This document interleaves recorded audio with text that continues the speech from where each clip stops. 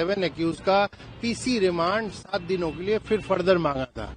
Court में इस पर बहस हुई कि इस केस में का जो दायरा है वो अनलिमिटेड नहीं है और इस केस में इस तरह का जो एंटी नेशनल एक्टिविटी या मूवमेंट या सपोर्ट का कोई मामला बनता नहीं है, क्योंकि ये सारे एक्यूज कर्तव्य पथ थाने के केस में भी एक्यूज बन गए हैं।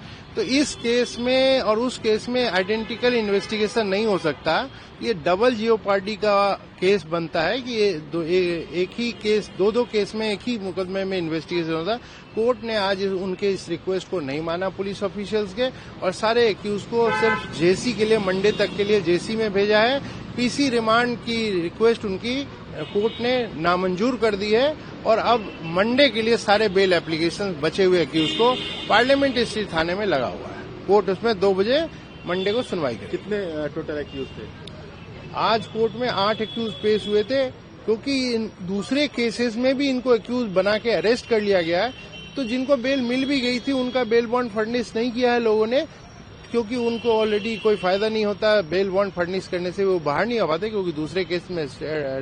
तो जितने भी एक्यूज आज पेश किए गए थे सभी को आज पुलिस ने फिर से मंडे तक के लिए जेसी में भेज दिया है। लेकिन उनकी पुलिस की जो पुलिस रिमांड की रिक्वेस्ट थी उसको कोर्ट ने नामंजूर कर दिया। सर, दूसरे केस में जो कर्तव्य पथ वाला केस है सर, उसमें भी हेयरिंग चल रही है, उसमें क्या हुआ है? उसमें कोर्ट ने अभी सबकी बेल एप्लीकेशन जिनकी जिनकी लगी हुई थी उस पर अभी बहुत लंबी सुनवाई हुई है और कोर्ट ने अभी ऑर्डर अभी पास नहीं किया है। देखते हैं क्या होता है। लेकिन कोर्ट में सभी एक्यूजों का एडवोकेट का ये कहना था कि ऑलरेडी ये लोग इतने दिनों से इन्वेस्टिगेशन में भी आगे बहुत प्रोग्रेस हो गया है, कुछ नया इसमें निकल के नहीं आ रहा है। Police officials are repeating the things once again and again. लेकिन कोर्ट में सभी ने अभी बहस करी है।